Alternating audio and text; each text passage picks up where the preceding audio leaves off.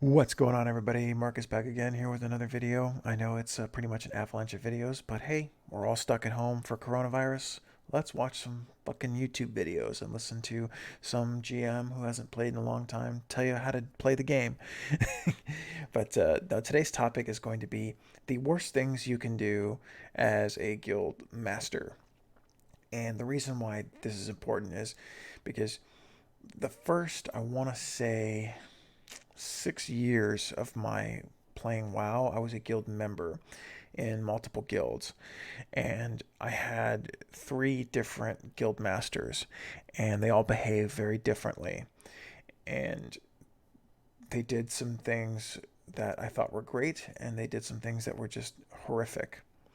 And here is here are my thoughts from that perspective.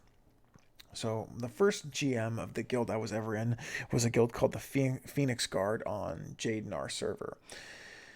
I just started the game. I had no idea what a guild was. I had no idea anything about the game, and I was in this guild because one of my real life friends who got me into the game, that was the guild he was in. The GM of this guild was kind of like one of, I would call, the ghost GM. He was barely on. He only showed up for raids, and he wasn't very vocal. In fact, his officers actually did most of the work, which was, I guess, something that was prevalent in the vanilla Burning Crusade era, where the guildmaster kind of did a really good job of compartmentalizing and delegating a lot of work. But it was something that really, really bothered me, because I was like, well, he's the guildmaster. Shouldn't he be the one barking orders? How come he's never online? How come we're doing this 10-man Nax and he's not even here? Or we're doing this 25-man Nax and he's not even here? Like, this is the guild and the guildmaster's not here. And that's one of the worst things you can do as a guildmaster. It's not be around. Like, show up, have a presence. You're the guildmaster, right? You're the president, you're the CEO, you should be the front man or the face of the entire guild. You need to show up. So if you're a guild master that's not showing up, you're doing a horrendous job. One of the things I've always said about Legends Anonymous is, and this is a fact, ran the guild for 3 years. I never missed a raid in Legends Anonymous, not one raid. There were three in 3 years, in which I didn't show up for a portion of the time. The first time I missed, I want to say, the first half hour because I got tied up at work of a raid. I missed the first half hour of some farm kill bosses. The second instance was I missed a farm kill of 2 bosses in Hellfire Citadel because I had to help my wife build a treadmill that she was looking to get. So I missed 2 bosses. I stopped raiding, left, did my job, and came back to raid.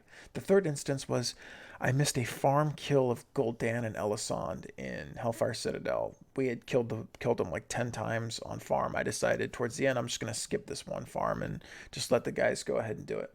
That's it. I never missed. Here's the crazy thing. Go back and look at Legends Anonymous history.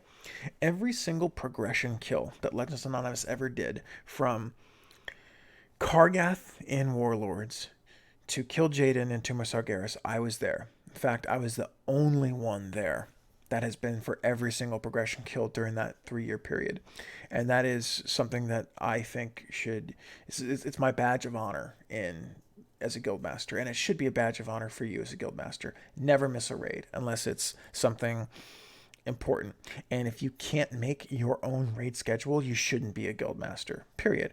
If you're raiding 2 days a week, those 2 days better be free every single week. No excuses, unless, like I said, things pop up, right? Things do pop up, but not all the time, right? If you're the guild master, pick a schedule that you can always make absent some type of emergency, okay? Not, oh, once a week my wife wants to go out to eat, so I'm going to miss, 2 Tuesdays a month or something like that. No.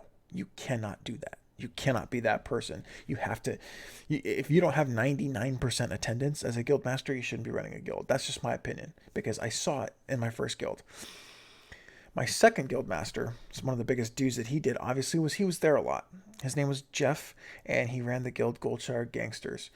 And he ran that guild for a very, very long time. He ran it from vanilla to, I want to say, in the middle of Legion, they finally stopped raiding. And he was running that guild, man. And he was always there. And he had tons of alts. And he was the kind of guild master who, he had such a large guild at the time during Wrath of the Lich King where he would have like 5 geared alts. And he would go, okay, who needs gear on one of their tunes? Okay, let me get mom in this alt and let's pug. He was just always there. And that was a big, big thing. And that goes to my first big do. Another don't is don't lose your cool for no reason. It's okay to be upset. You're a human being, but don't do it over something stupid.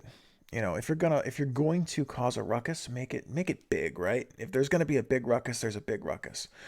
But GMs, as you've seen in a lot of videos out there that are on YouTube, have to be kind of politically correct, and they have to be extremely, they can't really express themselves how they really want to all the time, right? They have to have a very strong filter. And I encourage you to have that filter because it's good for the good of the guild. Basically, one of this do is you have to learn how to swallow shit.